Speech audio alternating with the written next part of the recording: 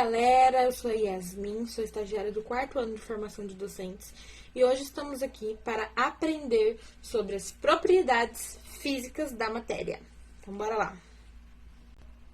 Bom, primeiramente, propriedade física da matéria. O que é matéria? Matéria é tudo que ocupa lugar no espaço. Esse quadro aqui, ó, ele é uma matéria porque ele ocupa lugar no espaço. Então, tudo que está no espaço, né, é considerado uma matéria porque ele ocupa um lugar no espaço, certo? Até o ar que respiramos ocupa um lugar no espaço. Então, ele também é uma matéria. Não significa que ele não é uma matéria porque a gente não vê, né, o ar aqui. Mas ele ocupa um lugar no espaço, então ele é considerado uma matéria, beleza? Bom, cada matéria possui uma característica diferente, que no caso é a propriedade da matéria. Então, cada matéria tem uma característica diferente. Por exemplo, quando a gente pega o óleo e a água, né, junta ele num copo, vamos supor. O que vai acontecer?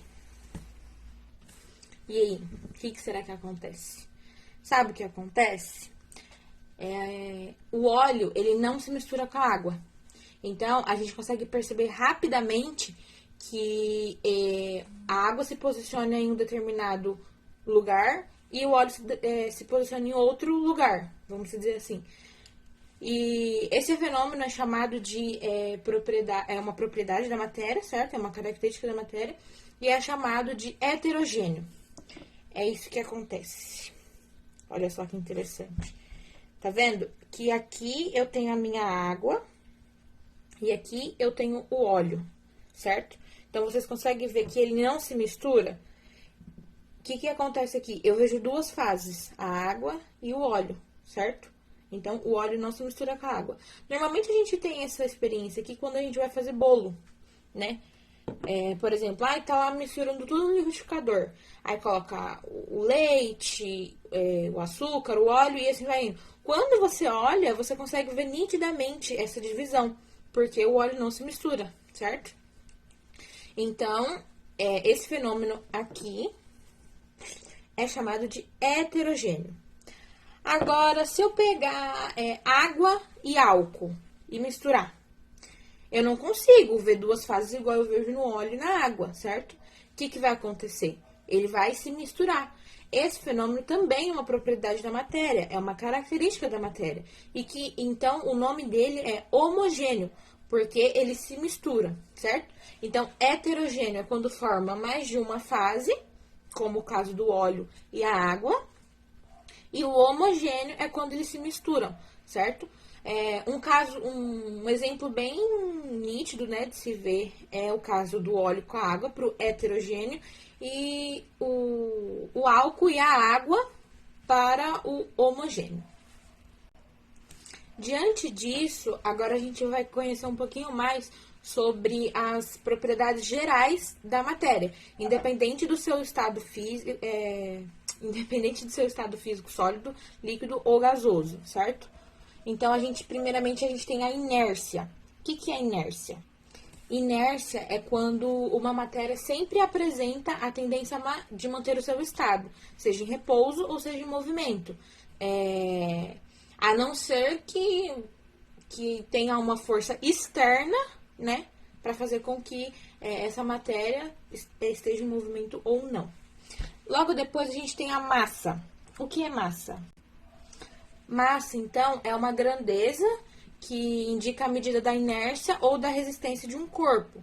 Mas, de forma geral, a massa ela é a quantidade de partículas existentes em uma matéria, certo? Então, o meu quadro ele é uma matéria, certo? Porque ele ocupa lugar no espaço. Então, massa é a quantidade de partículas que se juntou para formar esse quadro, certo? Depois a gente tem volume. O que é volume? Volume é um espaço que a matéria ocupa independente do seu estado físico, né? Independente se ela está líquida, gasosa ou sólida. Volume é um espaço que a matéria ocupa independente do seu estado físico. Depois a gente tem, eu só vou ver aqui porque é meio difícil esse nome. Impenetrabilidade. O que é isso? Impenetrabilidade, acertei. É quando duas matérias elas não podem ocupar o mesmo espaço ao mesmo tempo. Por exemplo, quando a gente vai encher uma garrafa PET de água, não tem como o ar e a água ficar dentro da garrafa. Então, o ar tem que sair para que a água possa entrar dentro da garrafa. Entenderam?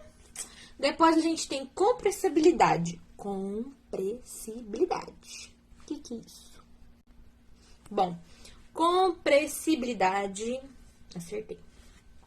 É a característica que a matéria apresenta de diminuir o espaço que ela está ocupando quando ela é submetida a uma força externa.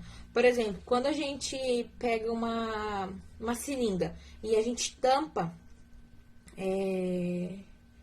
o biquinho dela ali, o que acontece? A gente empurra o gás, né, para o seu interior. Então, isso é compressibilidade. Depois a gente tem elasticidade. O nome já fala, né? Então, elasticidade é a característica que uma matéria ela tem de voltar, né, à sua forma original quando uma força externa a estica ou comprime, certo? Então, se eu esticar, por exemplo, uma xuxinha de cabelo, se eu esticar ela consegue voltar ao seu estado normal, certo? Então, isso é elasticidade. E para finalizar, divisibilidade. O que é divisibilidade? O próprio nome já diz.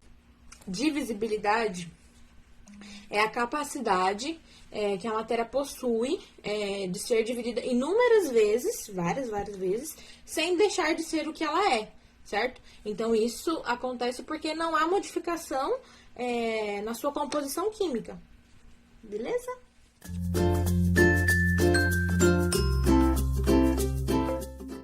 Então, galera, agora a gente vai para as atividades, né? O vídeo anterior veio falando um pouquinho das propriedades físicas da matéria, embasando nesse texto aqui, tá? Então, a gente tem esse texto, né? Que foi onde eu expliquei um pouco para vocês sobre as propriedades físicas da matéria.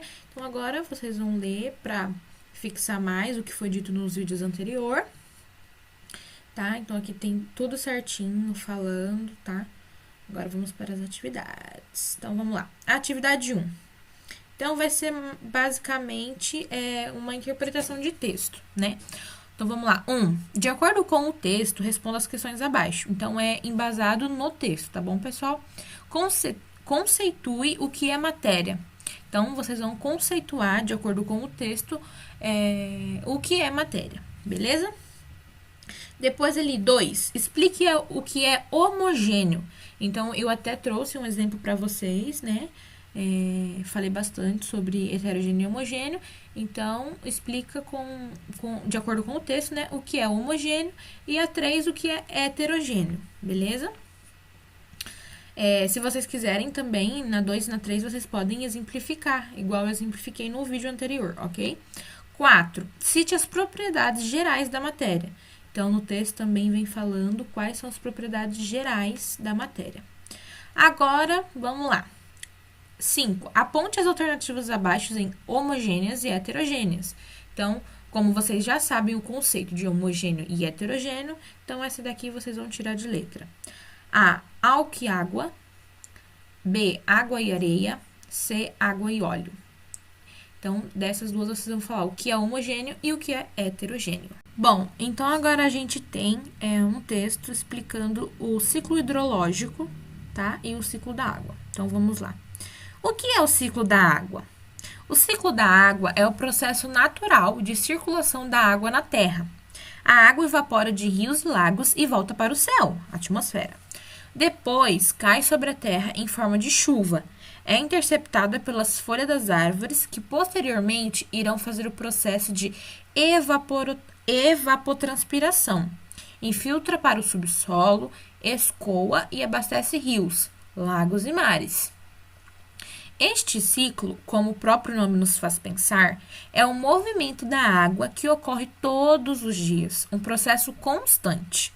A água é encontrada em 3 estados: líquido, gasoso e sólido. No ciclo hidrológico, a água passará do estado líquido para o gasoso, do gasoso para o líquido e do líquido para o sólido. Ou seja, seu estado irá se alterar de diferentes formas com a ajuda do meio ambiente.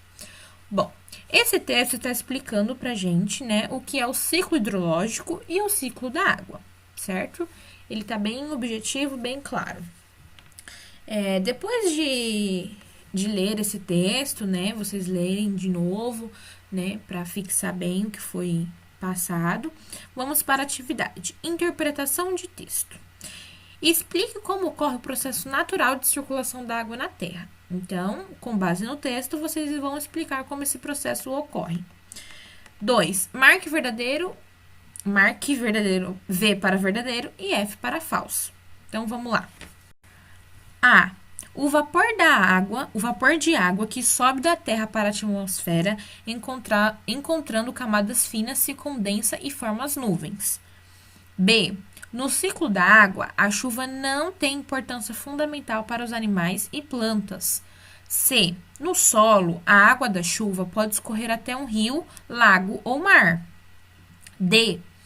A evaporação da água umedece o ar que respiramos. E. A água das nuvens precipita-se na superfície terrestre em forma de chuva, neve ou granizo. Então, entre esses parênteses, vocês vão colocar V para verdadeiro e F para falso. Beleza? Vamos lá.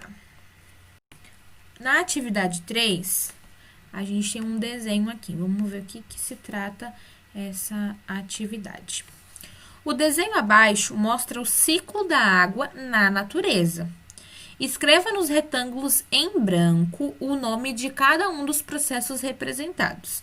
Então, ó, a gente tem ali embaixo do sol, né? Então, começa por ali e vai seguindo as setinhas, né? E explicando como que ocorre o ciclo da água, ok? Vamos lá. Agora, a gente vai ler um pouquinho sobre o consumo consciente. Então, vamos lá. Consumo consciente. Muitas pessoas não dão muita importância para o consumo consciente de água, porque acham que ela é um recurso inesgotável, podendo ser utilizada à vontade. Essa impressão se dá porque vemos a água por todos os lados, seja na chuva, nos rios, lagos, mares, represas, piscinas e etc. Realmente, a maior parte da superfície do nosso planeta, cerca de 70%, é ocupada por água. Porém, desses 70%, apenas 2,5% é constituído por água doce. Esse é o tipo que é tratado e destinado ao nosso consumo. O restante é água salgada, segundo a Secretaria de Recursos Hídricos do Ministério do Meio Ambiente. Assim, precisamos cuidar desse nosso bem precioso para que ele não nos falte no futuro e continue propiciando o funcionamento dos ecossistemas. Afinal, a água é um recurso finito. Então, vamos lá. Veja algumas mudanças de atitude que você pode adotar para contribuir o consumo consciente de água. Não tome banhos demorados. 5 minutos costuma ser o tempo suficiente para termos uma boa higienização. Desliga o chuveiro na hora de se ensaboar e de passar o shampoo e o condicionador, religando somente na hora do enxágue. De acordo com o Ministério do Meio Ambiente, 1 minuto de chuveiro ligado gasta cerca de 15 litros de água. Agora imagina o tanto de água que você vai gastar se tomar banhos de 20 minutos e ainda com o chuveiro ligado. Seriam mais ou menos 300 litros de água potável sendo jogados fora pelo ralo. Evite brincadeiras com água, troque-as por outras. Elas podem ser tão divertidas quanto as com água. Desligue a torneira ao escovar os dentes. Evite usar copos descartáveis, mesmo os recicláveis. Tanto a produção quanto a reciclagem desse material demanda o consumo de muitos litros de água. Prefira ter sempre em mãos uma caneca, daquelas de plástico mesmo, ou uma garrafinha de água. Isto ainda te incentivará a beber mais água. Então, gente, é isso aí. Agora a gente vai para a nossa primeira atividade. Bom, a atividade 1. Aqui a gente vai fazer um jogo do consumo consciente. Então, prestem bastante atenção para vocês conseguirem realizar essa atividade. Então, vamos lá. Jogo do consumo consciente. Você e sua equipe vão curtir uma semana de férias em um lugar paradisíaco. Porém, o lugar é isolado e conta com poucos recursos. Logo, é melhor levar o essencial. Além das coisas pessoais que cada um pode levar, a equipe receberá R$ 200 para fazer compras de uso coletivo. O que vocês comprariam? No local das férias, vocês já vão contar com uma cabana, na qual há itens básicos: colchão, fogão, gás, panela, além da água encanada. Dica 1. Vencerá a equipe que consumir com mais consciência. Dica 2. Todos começarão com o mesmo número de pontos. E cada... me perdi, só um minuto. E a cada compra desnecessária ou inconsciente, né? Ou inconsequente, que diz respeito aos princípios do consumo consciente, a equipe perderá um ponto. Então, prestem bastante atenção, tá bom? Porque o jogo já está falando que é para vocês consumir conscientemente. Se fizer um ato inconsequente, vai ter uma desvantagem aí. Então, essa é a tabela de produtos que vocês têm acesso aí para estar comprando, tá? Vocês podem pensar que tá muito caro, né? Mas isso é para vocês terem a consciência, né, do que vocês precisam comprar e assim por diante. Bom, e para finalizar a nossa aula de ciências, agora iremos ler um texto sobre a reciclagem. A reciclagem é um processo que consiste na transformação de materiais usados em produtos novos que poderão ser reinseridos na cadeia de consumo sem a necessidade de extrair mais recursos naturais. Trata-se de uma ação que contribui significativamente para a preservação ambiental e para a redução do lixo gerado pelo ser humano. Diversos produtos compostos por vidro, plástico, papel ou alumínio podem ser reciclados, de modo a reaproveitar os materiais, reduzir o consumo de matéria-prima e diminuir a poluição da água, do ar e do solo.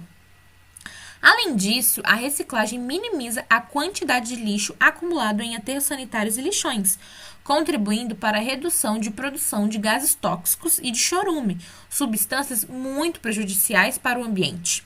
A reciclagem também é importante para a sociedade, uma vez que gera empregos em cooperativas e contribui para a renda de diversos catadores de materiais recicláveis, que fazem um trabalho muito importante recolhendo, separando e encaminhando o material diretamente para a reciclagem. Coleta seletiva. Coleta seletiva é o nome dado para o recolhimento dos materiais que podem ser reciclados que foram previamente separados na fonte geradora. Este é o primeiro passo para que os diversos resíduos sejam devidamente encaminhados para a reciclagem, gerando economia no processo e favorecendo sua execução. Então, ó lá, não se esqueça desses 3 detalhes, que é os 3R: reduzir, reutilizar, reciclar. Reduzir consiste em evitar o consumo desnecessário de produtos a fim de diminuir a quantidade de lixo gerado pela população. Reutilizar é dar nova utilidade a materiais que, na maioria das vezes, consideramos inúteis e são jogados no lixo. Reciclar é recuperar matéria-prima a partir do lixo para fabricar novos produtos, seja ele industrial, agrícola ou artesanal. Então, vamos lá para a nossa atividade 1, reciclando o nosso lixo. Então, aqui não dá para ler muito bem, mas eu vou tentar aqui com vocês. Vamos fazer a reciclagem do lixo. Para isso, precisamos realizar a coleta seletiva. Então, relacione as respectivas latas ao seu lixo. Então, basicamente, as latas ali estão enumeradas, né? 1, 2, 3, 4, 5. E ali do lado a gente tem uma lista, né? Ó, garrafa de vinho, casco de fruta, jornais velhos e assim por diante. Então, vocês vão fazer uma relação com o número de acordo com a listagem ali. Atividade 2. Dê uma volta com seus responsáveis à procura de materiais recicláveis e crie um brinquedo com os mesmos. Então, aqui é um vídeo, né, que tá disponível para vocês assistirem, que são brinquedos que foram feitos, né, com materiais recicláveis. Então, basicamente, nessa atividade 2, vocês terão que procurar materiais recicláveis e criar um brinquedo com esse material, ok? E para a gente finalizar, a gente tem uma verificação de aprendizagem, que é para ver se realmente vocês participaram da aula e entenderam certinho, da melhor forma possível. Então, vamos lá. Agora que você já aprendeu tudo sobre o ciclo hidrológico, reciclagem, consumo consciente, entre outros, escreva a importância de todos esses pontos para o meio ambiente. Então, aqui vocês podem soltar a imaginação, a criatividade e escrever com as palavras de vocês, beleza? Então é isso, galera. Espero que vocês tenham gostado da nossa aula, tá? De ciências. Espero que vocês tenham aprendido um pouquinho mais aí, né? Sobre as propriedades da matéria, sobre o ciclo hidrológico, sobre reciclagem, sobre o consumo consciente, porque isso é muito importante, né? Na sociedade em que vivemos hoje, né? No ambiente que temos hoje, que já foi tanto modificado pelo homem. Então é isso, espero que vocês tenham gostado e até a próxima.